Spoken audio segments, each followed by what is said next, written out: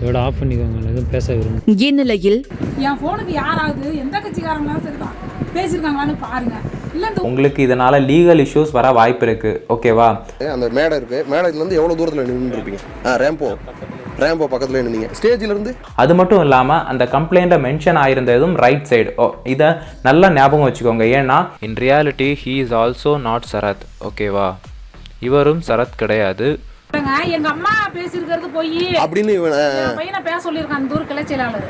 TVK மாநாடு முடிஞ்சு 4-5 நாட்கள் கழிஞ்சாலும் இன்னும் அதோட சூடு குறையல அப்படின்னு இந்த ஒரு இன்சிடென்ட் உங்களுக்கு விளக்கும். போலீஸ் ஸ்டேஷன்ல ஒரு நபர் வந்து கம்ப்ளைண்ட் பண்றாரு. யார் மேல அப்படின்னா டிவிகேவோட தலைவர் விஜய் மேலையும் அவரோட பவுன்சர்ஸ் மேலையும். இப்போ தாவேக்கா தலைவர் ரேம்ப் வாக் வரும்போது அவரை பார்க்கணும்னு கிட்ட ரேம்ப் மேலே ஏறி கிட்ட போகும்போது பவுன்சர் என்ன மடக்கி தூக்கி கீழே தூக்கி வீசிட்டாங்க. அதனால நான் சுதாரிச்சுட்டு அந்த கம்பியை பிடிச்சி தொங்கிக்கிட்டேன்.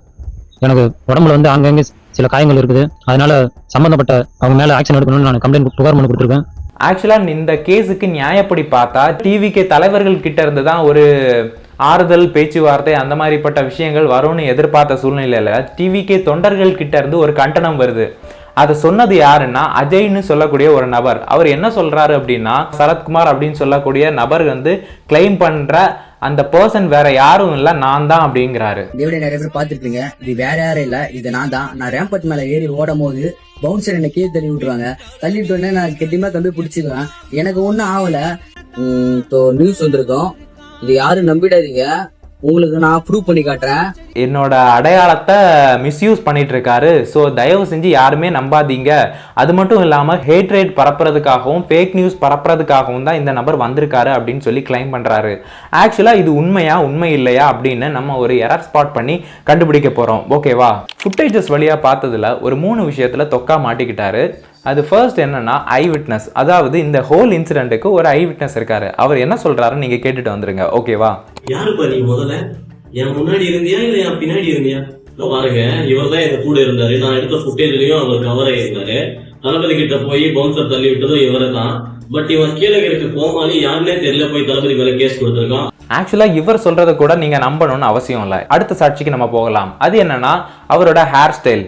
அவர் ரொம்ப அழகா இருக்காருல்ல சரத்குமார், ஃபங்க் எல்லாம் விட்டுட்டு. ஆக்சுவலா இது ஒரு 3 நாளைக்கு முன்னாடி வளர்த்த ஃபங்க் அப்படின்னு சொன்னா நீங்க நம்புவீங்களா? தான் தான் அந்த நபர்னு சொல்றாருல, ஆனா அந்த பர்டிகுலரா இருந்த அந்த நபரோட ஹேர் ஸ்டைல் வந்து இங்க இருந்து இப்படியே வெட்டப்பட்ட ஹேர் ஸ்டைல். அதாவது அஜய்க்கு என்ன ஹேர் ஸ்டைல் இருக்கோ அதுதான் அந்த நபரோட ஹேர் ஸ்டைலா இருக்கு. சரி, அதை கூட நீங்க கன்சிடர் பண்ணலன்னா விட்டுருங்க. அதுக்கப்புறம் அந்த ஷர்ட் பேட்டர்ன், அந்த பேட்டர்ன் நீங்க அனலைஸ் பண்ணீங்கன்னா 2 ஷர்ட்டும் ஒரே மாதிரி தான் இருக்கு.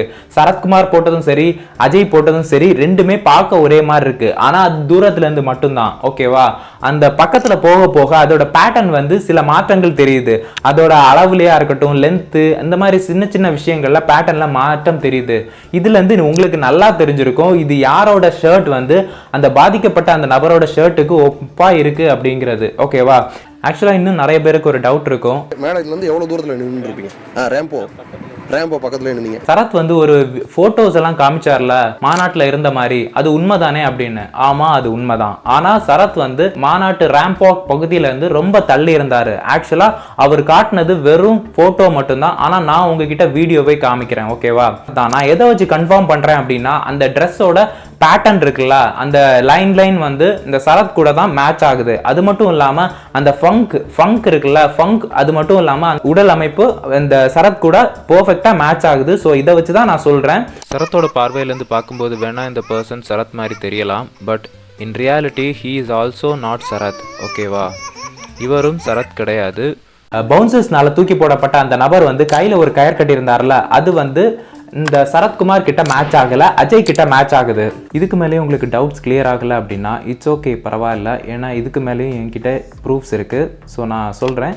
சரத் கிட்ட மீடியா பீப்புள் உங்களுக்கு எந்த இடத்துல அடிபட்டுச்சு அப்படின்னு கேட்டதுக்கு சரத் என்ன சொன்னார் அப்படின்னா நெஞ்செலும்பு இருக்குல்ல, அது பக்கத்துல அடிபட்டு இருந்துச்சு அப்படின்னு காமிச்சாரு. அதாவது அவர் காமிச்ச பிளேஸ் வந்து ரைட் சைடு. ஓகேவா?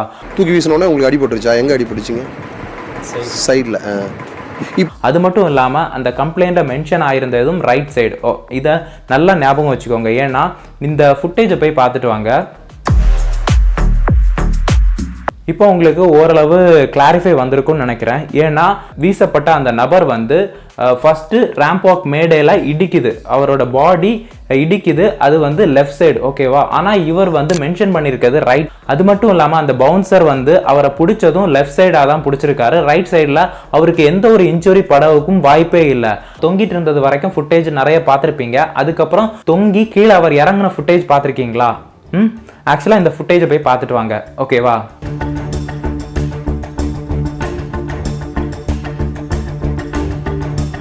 ஆக்சுவலாக இந்த ஃபுட்டேஜ் பார்த்ததுக்கப்புறம் உங்களுக்கு நம்பிக்கை வந்திருக்கும்னு நினைக்கிறேன். ஸோ இதுலேருந்து உங்களுக்கு கன்ஃபார்ம் ஆயிருக்கும்னு நான் நம்புகிறேன். சப்போஸ் இதுலேயும் உங்களுக்கு நம்பிக்கை வரல அப்படின்னா பிரம்மாஸ்திரம், அதாவது கடைசி ஃபுட்டேஜ், ஸோ இந்த ஃபுட்டேஜையும் பார்த்துட்டு வந்துடுங்க. ஏன்னா இந்த ஃபுட்டேஜில் என்ன விஷயம் அப்படின்னா அந்த நபரோட ஃபேஸ் வந்து ஆல்மோஸ்ட், அதாவது ஒரு 95% அந்த ஃபேஸ் அப்படியே கவரேஜ் ஆயிருக்கு. ஸோ இந்த ஃபேஸை பார்த்துட்டு நீங்கள் சொல்லுங்கள், இந்த ஃபேஸில் இருக்கிறவர் அஜயா இல்லை சரத்தா அப்படின்னு. இதுலேருந்து எனக்கு தெரிய வர்றது என்னன்னா அஜய் தான் உண்மையாவே பவுன்சர்ஸ்னால தூக்கி வீசப்பட்டிருக்காரு, சரத்குமார் இல்லை. அப்புறம் ஏன் இவர் இந்த மாதிரியான வதந்திகளை பரப்பணும்? கேஸோட டீட்டெயில் பத்தி பார்க்கும்போது தான் ஒரு இன்சிடென்ட் தெரிஞ்சது. என்னன்னா எங்க அம்மா பேசியிருக்கிறது போய் அப்படின்னு பையனை பேச சொல்லியிருக்கான் அந்த ஊர் கிளை செயலாளர். அவர் ஆல்ரெடி ஒரு கன்ஃபெஷன் கொடுத்திருக்காரு. அவங்க அம்மா சொன்ன தகவல் எல்லாமே வந்து பொய்யான தகவல், யாரும் நம்ப வேணாம். இந்த லேண்ட் வந்து தூக்கி வீசப்பட்ட பையன் யார் பையன் எனக்கு தெளிவாக சொல்றேன். யார் மிரட்டவோ இப்படி சொல்ல அப்படி சொல்ல எனக்கு சொல்லி கொடுத்து எழுதி கொடுத்து எனக்கு சொல்ல எனக்கு செய்ய. ஆக்சுவலா நீங்க பாத்தீங்களா இந்த ஃபுட்டேஜ்? இது எப்போ உள்ளது அப்படின்னா அவன் போலீஸ் ஸ்டேஷன்ல கேஸ் கொடுத்தான்ல அதுக்கு முன்னாடி உள்ள ஃபுட்டேஜ். தன்னோட அம்மா வந்து நியூஸ் 7க்கு பேட்டி கொடுத்திருந்தாங்க. அவங்க சொல்லியிருந்தது சுத்தமான பொய் அப்படின்னு சொல்லி பேட்டி கொடுத்திருந்தாரு. அதுக்கப்புறம் ஒரு நாள்லே டோட்டலா சேஞ்ச் ஓவர் ஆயிடுச்சு. இதுக்கு பின்னால என்ன இருக்கும் அப்படின்னு நீங்க நினைக்கிறீங்க? பர்டிகுலர் இன்சிடென்ட் நடந்ததுக்கு அப்புறம் ஒரு மீடியா பர்சன் வந்து அவங்கள இன்டர்வியூ எடுத்தாரு. ஐ திங்க் இட்ஸ் பாலிமர் நியூஸ்னு நினைக்கிறேன்.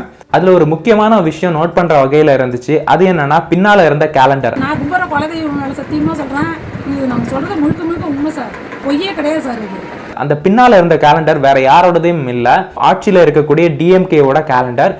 என் போனுக்கு யாராவது எந்த கட்சிக்காரங்களாம் சரிதான் பேசிருக்காங்களான்னு பாருங்க.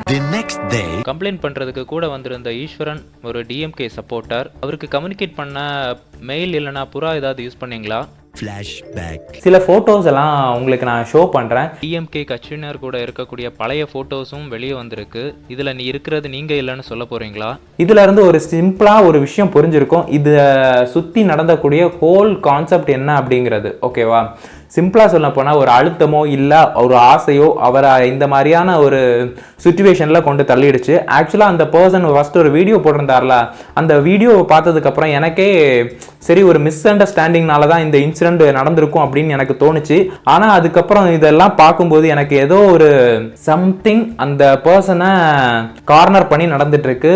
சரத்குமார் ப்ரோ ஆக்சுவலா டிவிகே தலைமையில இருந்து இதை கேஸா மூவ் பண்ணுங்க அப்படின்னு சொல்லிட்டா உங்களுக்கு ரொம்ப பெரிய பிரச்சனை இருக்கும். உங்களுக்கு இதனால லீகல் இஷ்யூஸ் வர வாய்ப்பு இருக்கு, ஓகேவா.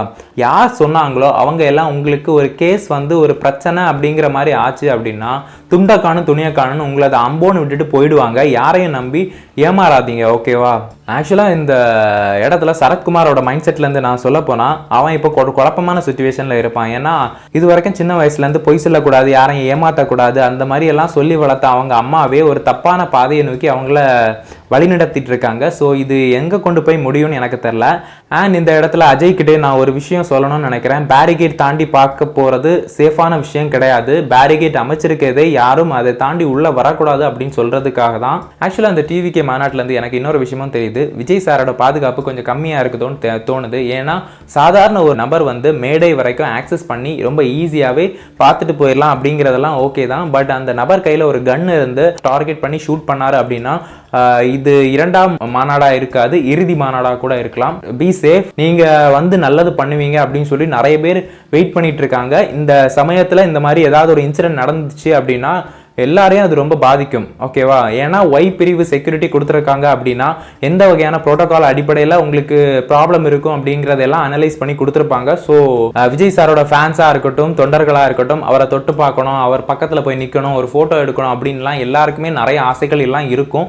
ஆனால் அது ஒரு செக்யூரிட்டி லெவல் த்ரெட்டாக இருக்கும் பட்சத்தில் அதை புரிஞ்சுக்கிட்டு நீங்கள் நடந்துப்பீங்கன்னு நான் நம்புகிறேன். இந்த வீடியோ 100% என்னோட எஃபர்ட்னு என்னால் சொல்ல முடியாது. ஏன்னா சோஷியல் மீடியாவில் இருந்த வீடியோக்களையும் ஃபோட்டோஸ் எல்லாத்தையும் சாம்பிளாக எடுத்து தான் நான் இந்த வீடியோ நான் போஸ்ட் பண்ணியிருக்கேன். விஜய் சார் வந்து அரசியலுக்கு வந்ததுக்கப்புறம் அவர் மேலே டிஃபேமிங் அப்படின்னு சொல்லக்கூடிய ஒரு விஷயம் பெருசாக போய்கிட்டே இருக்கு. நான் எதை வச்சு சொல்கிறேன் அப்படின்னா, ஒரு மீடியாவில் இருக்கக்கூடிய ஒரு நபர் முக்தார் அப்படின்னு சொல்லக்கூடிய ஒரு நபர் வந்து தனக்கு ஒரு கண்டென்ட் வேணும் அப்படின்னு சொல்லிட்டு அவர் என்ன பண்ணாரு தெரியுமா, ஒரு குடிமகனுக்கு இன்னும் ஒரு பாட்டில் வச்சுக்கோ குடிச்சுக்கோ அப்படின்னு சொல்லிட்டு அவர்லேருந்து கண்டென்ட் எடுக்க ட்ரை பண்ணியிருக்காரு. ஆக்சுவலாக இதை பற்றி நான் ஆல்ரெடி ஒரு வீடியோ போட்டிருக்கேன். அந்த வீடியோட லிங்க்கை நான் கொடுக்குறேன், நீங்கள் போய் பாருங்கள். ஓகேவா?